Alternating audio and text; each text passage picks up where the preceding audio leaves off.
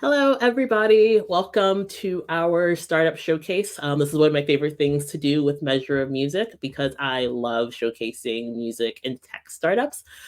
So today, what you're going to do, what you're going to see, is a few music tech startups that are doing really cool stuff in the space. They're going to tell you a bit about their platform, tell you about what they're after, if they need any help or support. They're open to questions. So if you have questions about the product, have questions about their startup, completely open to that as well. I'll actually stop and have questions after each startup pitches, and then we'll keep on going until we're all done. So without further ado, I want to bring on our first startup. So Reed from Smart Vinyl, please take it away. Awesome. Thank you, Christine. And thank you, everyone, for being here. I really appreciate the time and the opportunity. My name is Reed Matthews. I'm the co-founder and CEO of Smart Vinyl. I was previously a founder in the music industry for 8 years, and our last company generated over 3.5 billion streams and millions of dollars paid out to artists. Smart Vinyl is a new format of physical music that allows owners to unlock album experiences with their smartphones and artist-branded toys and collectibles. But before I go further than that, I kind of want to set the table and say that I think artists and labels generally rely on people that do not sell music, DSPs, to sell their music, and I think that gives us a large opportunity. Consumers want more products in connection with their favorite artists and albums, but there's a lack of viable product offerings, and we sell collectibles that unlock digital fan experiences and networks. Right now, there are millions of active, overlooked consumers. I'm sure everyone's heard the stat that 50% of vinyl consumers do not own a record player. I think it's wild the music industry uses that stat as a chance to champion vinyl and not be alarmed that that means around 40 million Americans that are buying physical music formats that they can't listen to, and we haven't provided them a viable, modern solution. So we're building products for the billions of fans globally that interact with billions of smart vinyl compatible devices each and every day. Ultimately, we want to reinvent how the world interacts with music. So how does this work? You tap physical collectibles with your smartphone to unlock album experiences. Each album is reimagined as an artist-branded physical collectible that unlocks web-based audio players and effect controllers. The collectibles do not require any power, Bluetooth, or batteries, and access can only be authenticated with the physical collectible itself. Link sharing fails. Below you can see some of our standard audio players and effect controller templates, and we have patents pending. On the back end, we give artists access to a user dashboard that has user data, analytics, and most importantly, the ability to assign modular templates and interactions to their collectibles. We're starting with an audio player and effect controller, but we're quickly moving into video players, exclusive content, community features, and paid upgrades, which will allow owners to upgrade their collectibles, and artists can publish updates to each product over the air with a simple click. We wanted to make a product that was valuable across the entire music industry. I believe there's a lot of valuable IP and copyright, and we want to provide artists and labels the ability to quickly turn any album into a premium product and a new product category without much artist engagement or content required. So at our very base level with the audio player and effect controls, it's very easy to port in existing content and not need additional work from artists. This is valuable across frontline, catalog releases, obviously for anniversaries as well, movie soundtracks, video games, live events, and seasonal. I'll be quick here with the stats because I'm sure a lot of people have seen these, but I'll call out a couple that I think are interesting. It's been 8 years since Apple last sold a product with a CD player capability, and there's a 200 million unit global deficit in vinyl production capabilities. So that's the deficit of what artists and labels want to make that they actually can't with manufacturing bottlenecks. There's a lot of streaming numbers below. I'll be brief on that. I think that the biggest issue with streaming still is that people expect streamers to sell music, and streaming platforms are for the most part trying to actively devalue artists and albums. I do think there's a lot of new behavior and opportunities that's exciting. 42% of Gen Z wish artists provided more merchandise opportunities. And last year alone, there was around 90 million physical music formats sold in the US. The global licensed goods and merchandise revenue in 2022 is $340 billion. The largest sector in that is entertainment and characters at around $140 billion, which is around $40 to $50 billion more than the entire music industry. Out of that $340 billion, though, music was the quickest growing at 26%. So I think there's a very valuable overlap there, and that's where we're trying to capitalize. Again, we're not trying to compete with streaming. We're not going after the long tail. We're going after super fans, the 20% of fans that drive 80% of revenue. These are the fans that know their favorite artists and know who they want to buy their products from. Our backend and experience. Again, my name is Reed Matthews. I'm the CEO. I previously led Coachella's mixed reality strategy for 3 years. I was the co-founder of an artist management company with over 200 million streams. And my previous company, a music video and creative service company, has over 3.5 billion views on our content for artists. I partner with all major labels, independent labels and management companies and festivals, and I've worked with artists like Blackpink, A$AP Rocky, Marshmello, Greta Van Fleet, and more. My co-founder Tyler is the head of product. He was previously the founder of Crypto the Game, and he was the lead marketing engineer at Party Round, which was acquired. We're just finishing all of our product now, and we're partnering with 2 artists for releases coming up in spring and summer. We're going to be fundraising later this spring, but we're looking for any early commitments now, and also looking to obviously onboard artists and catalogs and labels as well. looking to talk with anyone that's also interested about the idea and looking to build the team as well. So I think that's everything. I guess the final closing part is this quote from Chris Dixon I think is really relevant. The next big thing in technology often starts off looking like a toy. And that's all. Wonderful, Reed. Thank you so much. Reminder to everyone that's watching, we are open for questions. And I will kick off with the first question. So what type of artist do you think this makes most sense for? Who is the target audience right now, you would say, from an artist perspective? Yeah, I think right now we're going after hip hop artists and then catalog artists. I think hip hop is very receptive to new mediums and technologies, and I have a lot of relationships there. I think there's a lot of cool opportunities to activate across album anniversaries too. I think that we're quickly trying to push to become accredited across as many charting platforms as we can, or like, I guess, official charts. And as soon as we get that, I think it'll be a lot more relevant for a lot of frontline artists. But really right now we're trying to activate across artists that have IP that they want to build in these very kind of in-depth artist worlds. But I think there's ways to integrate whether it's songs or album artwork or music video details into these products across pretty much every artist. Amazing. Okay, cool. And then I have one more question for you. So with regards to what categories do you feel like this falls into? And like, do you think of this more as a merch play? Or do you think of this more as a like a distribution physical play? When you're thinking about how it fits into the chart system, for example, how do you expect people to classify it? Yeah, right now, the way we've architected everything, it's trying to fit into the physical format. And we're taking a lot of inspiration from drop cards and how they've done that. I think that eventually we might find ways to tie in more of like a merch play and figure out how to create different bundles of here. But I think initially we don't want to try and confuse the charting platforms. So trying to keep it as streamlined as we can and then expand our offerings from there. Fantastic. And I have a question from the audience as well. William, how will the collectibles be manufactured and how will the cost of manufacturing be funded? Yeah, so we're going to handle all the manufacturing costs on our side, or that's our intended vision. And we actually want to be less competitive with artists and label marketing budgets and recording budgets, since I know that that's already very limited. And so we want to actually have a licensing model where we pay artists an upfront advance, and then after recoup, they continue to earn money on each unit. But we're intending to cover the manufacturing costs with our partners. I'm sure on a case-by-case basis, we can figure that out, though. Fantastic. And I think we have one more from the audience. Eileen, why did you start this business? It's a good question. I think working in music and more the creative and digital side for the last 8 years, it was really exciting to see how deep these artist worlds go and what you can create. But I think that I got lost in that whole streaming game too, where you kind of lose track that you're not really selling a product as much. And I think that it was really interesting to try and figure out how do we create a product that we can sell versus necessarily just like more of a service or distribution. So kind of lean more into this. And I thought there was an interesting opportunity that people weren't looking at with physical. And there's no reason we can't make a modern physical format versus just looking at modern software. Great. And then a follow up from William. Will it all be self managed by you guys as far as logistics and shipped to ours, or will you bulk run? Yeah, I think again we can be flexible there. I think it's going to be dependent a bit on also chart eligibility if we get to that point, because I know a lot of that has to be first party storefronts. But we're intending to handle all logistics and ship out for artists from like a D2C, and then also we could do a bulk run for it too. Or one of the collectibles we're working on is actually at a festival, so we're trying to have a bunch of stuff at a festival this year. Fantastic. We'll do one more question, then we'll move on to our next startup. Kareem, he's a great presentation. How will this benefit an artist in the developing stages? Definitely. I think that there's a lot of value past even just those large scale artists. There definitely is a bit of a minimum number you need to hit. I think it's a couple hundred until it becomes valuable for like the artist in terms of the units economics. But I think it's just a way to start building your IP. I mean, I think that there's so many characters in artist worlds that people have seen but not been able to monetize. And you look at companies like Mattel that have Barbie and all these different brands they can build. And so I think that as soon as you can be creating characters and toys to activate across them, the better. And there's a lot of ways you can do that, whether it's like a premium product or limited releases and giveaways. There's a lot of kind of fun things we can lean into. So I think as long as the artist is starting to develop more of a catalog of IP and not just their master recordings, there's a lot of value here. Fantastic. Well, thank you so much, Reed, for your time. This was wonderful. Really interesting idea. We're going to move on to our next startup. Thank you. Yeah, of course. Thank you. All right. So our next startup for the day is going to be SoftSide. All right. Let's get here.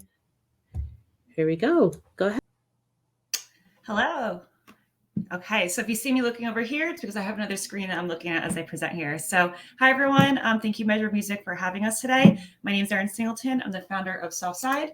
So our platform connects music artists and creative fans through officially licensed fan design merch partnerships. So we're challenging the way that music artists and other IP owners consider their merchandise by inviting their most talented and passionate fans into the designing experience.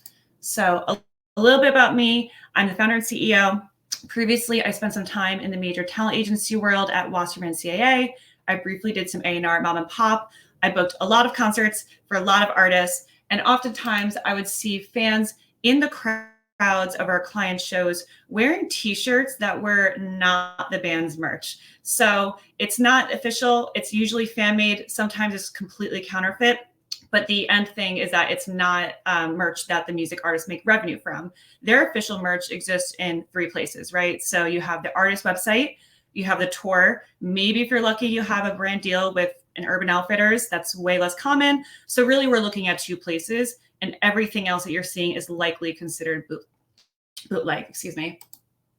So did a little digging here, and there's a lot of merchandise that is counterfeit. And so you'll see that there are a few big artist names in these headlines, and that doesn't look good for them. It doesn't feel good for their fans. So there's clearly an issue here that needs to be fixed, both from a legal standpoint, a PR standpoint, and a revenue standpoint.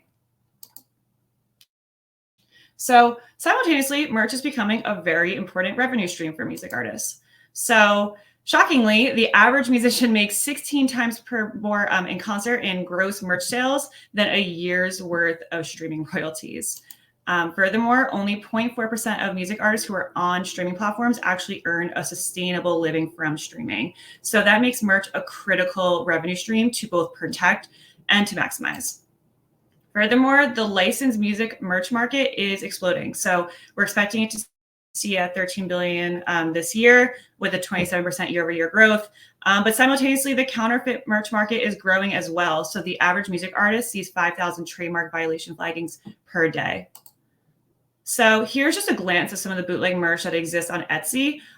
Interestingly, a lot of these shops don't exist anymore because Etsy is in the business of cease and desist. So rightfully so, this is all IP that these shops don't have access to, but that's isolating what's arguably the most biggest super fans from being able to engage with their music artists in a meaningful way. And so really music artists have 2 options. They can send the cease and desist, which ends up being those PR headlines that we saw before. They can ignore it altogether, which leaves money on the table, or they can commission the fan directly. It's a little complicated. I don't think any 18-year-old kid wants to be on a legal email with the music artist team, so it's a little tricky, but ultimately we view this as a lose-lose situation. So this is where Southside comes in. We decide to legitimize the bootleg spirit by actually doing it right, and that's by protecting our artist IP. And so how does it work?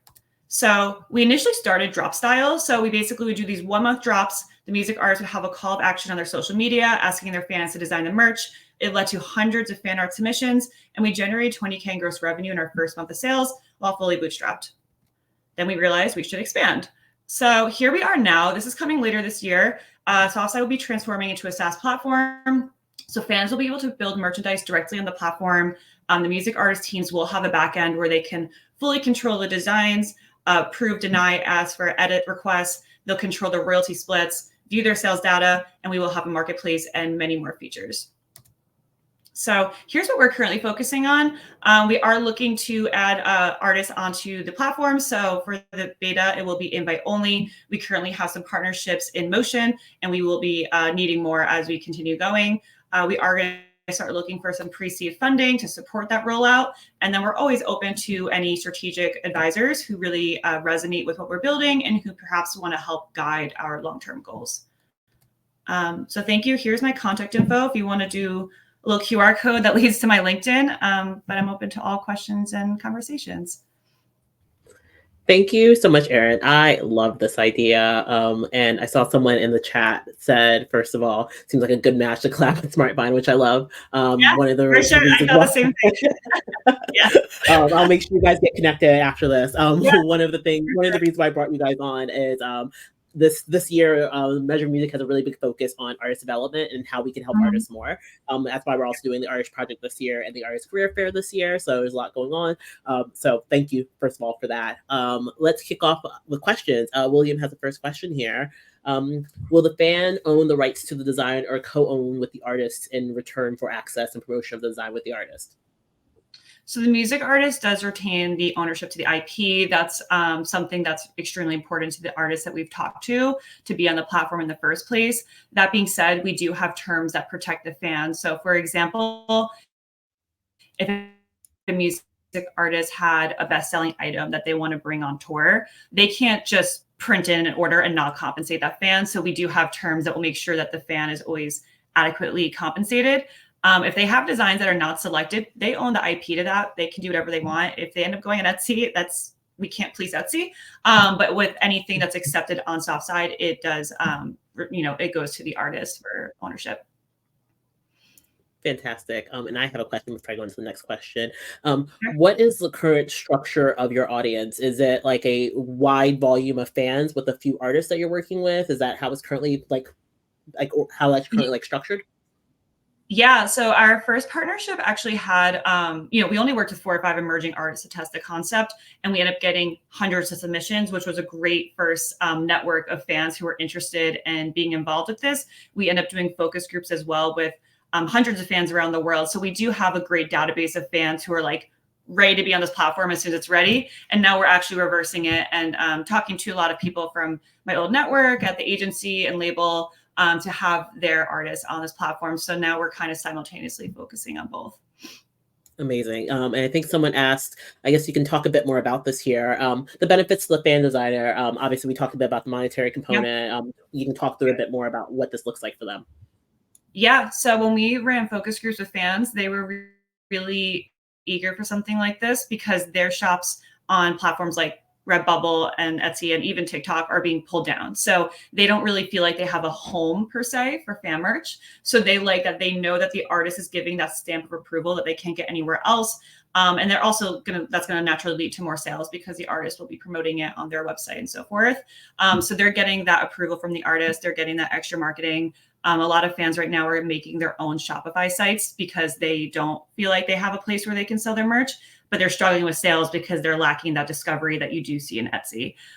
So that's something that we're going to be creating, something that's incentivizing for them.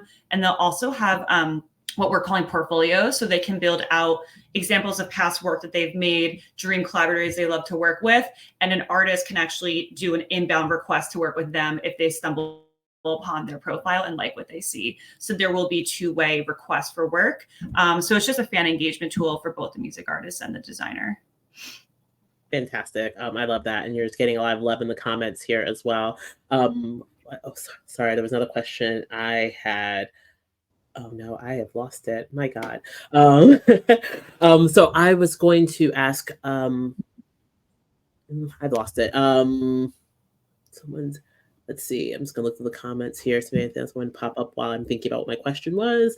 William said, Vinyl Me Please is another great collaboration option. Cool. I am so sorry. I had another question, I swear, but it is completely gone from my brain now. But regardless, I think this is really cool. I see a lot of upside and a lot of validation as to why this is necessary. We have a question coming in. Are the fan designers, put it on the screen, sorry. Are the fan designers responsible for marketing and promotional campaigns, or is that something that comes from the artist? Yeah, so the fan can promote it if they'd like. We're actually working on having a affiliate link type of marketing incentive where their royalties can increase with certain sales that they're pushing through social media. So there will be some monetary motivation for them, but they by no means are told that they have to promote what they're posting on there. So the music artists will have during the beta a few deliverables on their end, but ultimately both the music artist and the fan can be as engaged as they want to. In a biased way, I think it's great to promote the work that you're doing to create more sales, but it's not something that we want to create as a mandatory thing. Wonderful. And I remember my question. So how long Yeah, does great. the entire process actually take?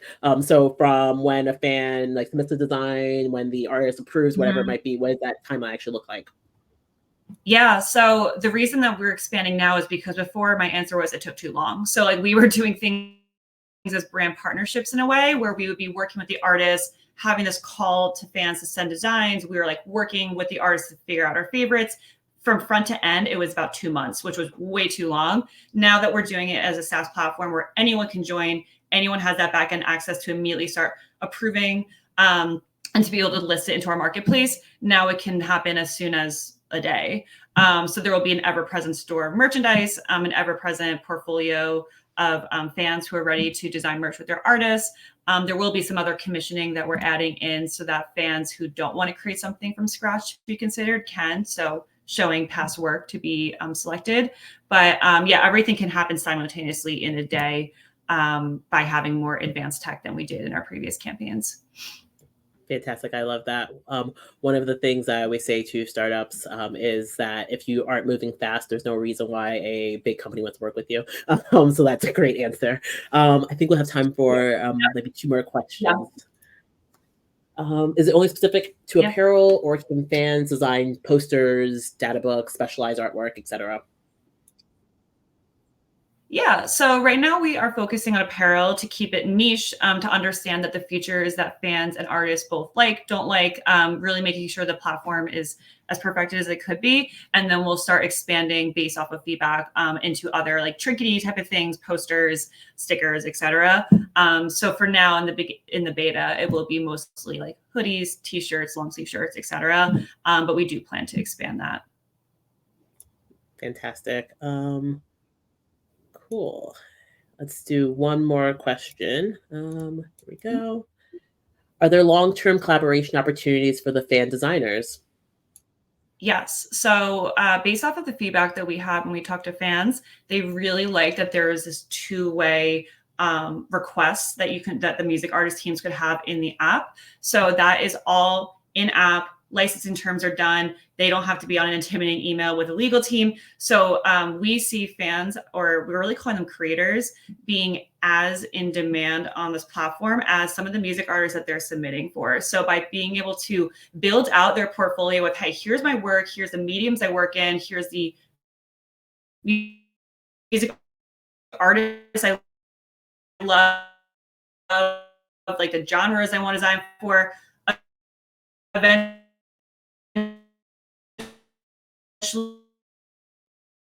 an emerging artist who's like, oh no way, this fan array designed for this artist.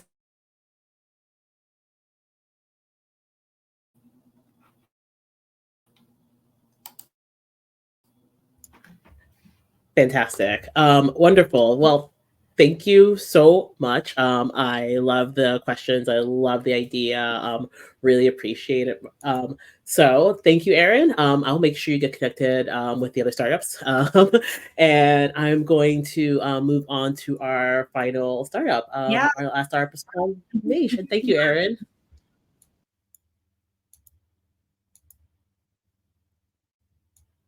Go ahead and take it away, Toby.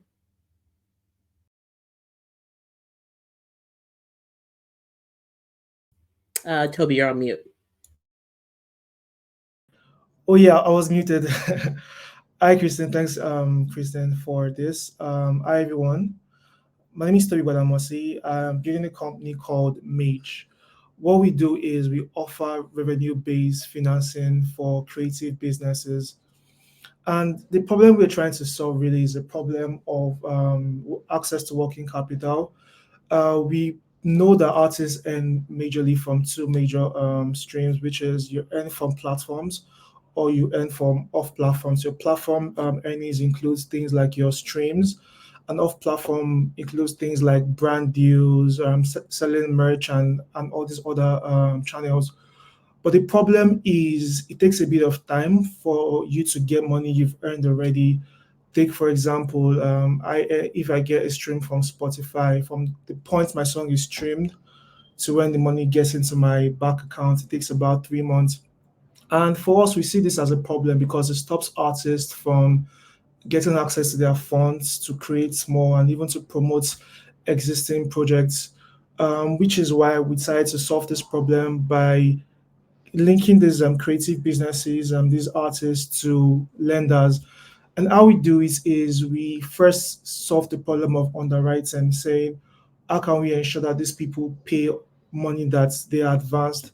So we built out a very unique credit score where we take into account things like the social media sentiments and also the historical financial information. So we built out a way you can sort of rank artists based on these factors, and it's a way to sort of identify the risks involved in giving credits to these artists.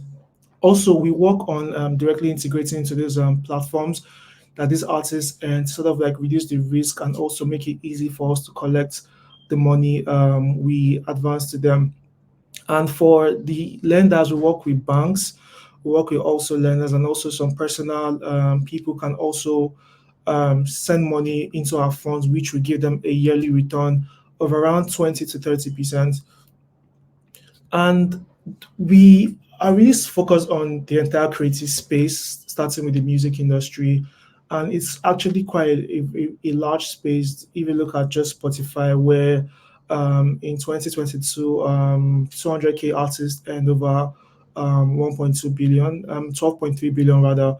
And for us, we want to help about 10% of these artists access their payments early and also process these payments with the platform. Next.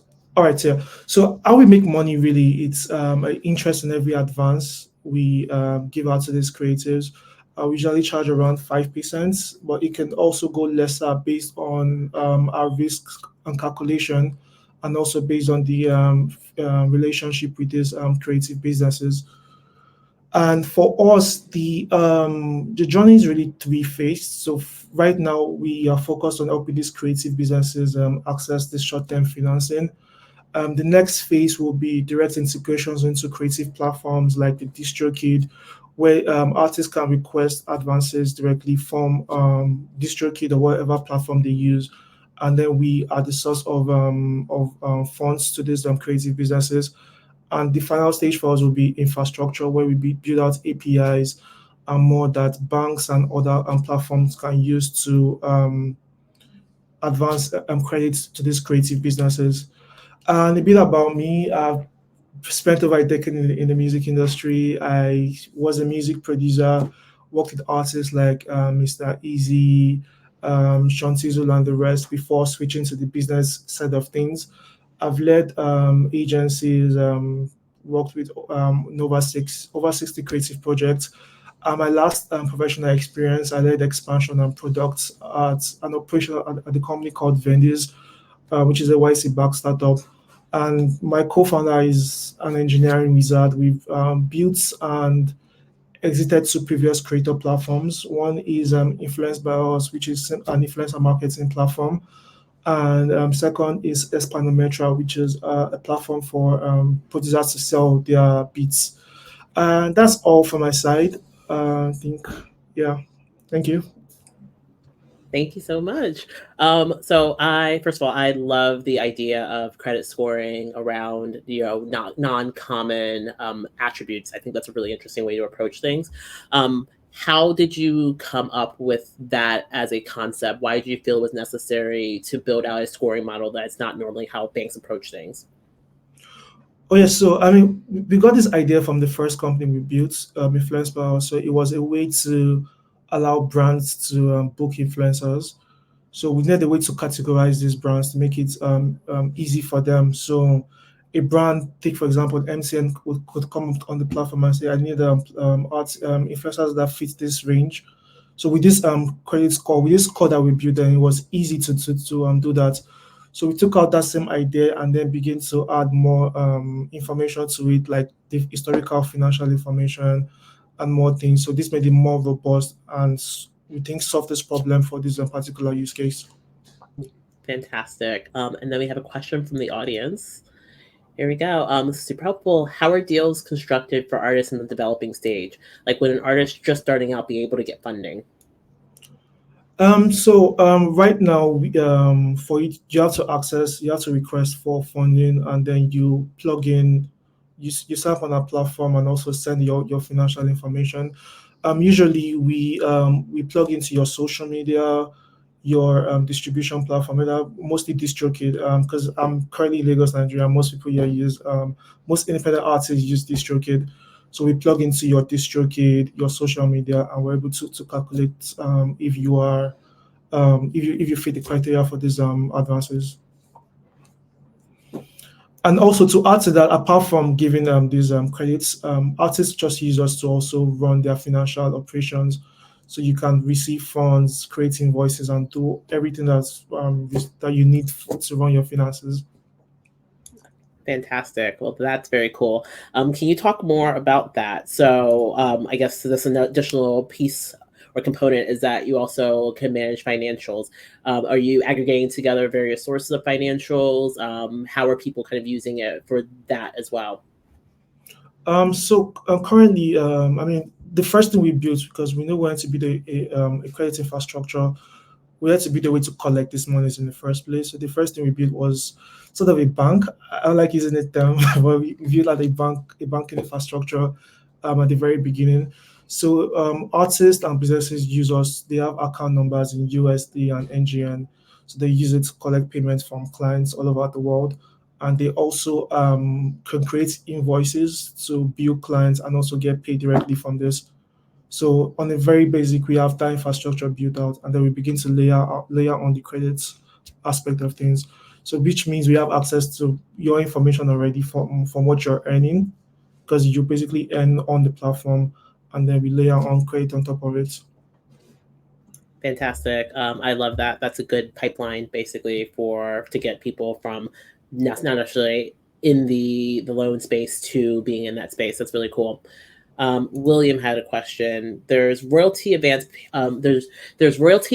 platforms like this that just take the revenue until the loan is paid back. How would this be more compelling compared to what's already out there?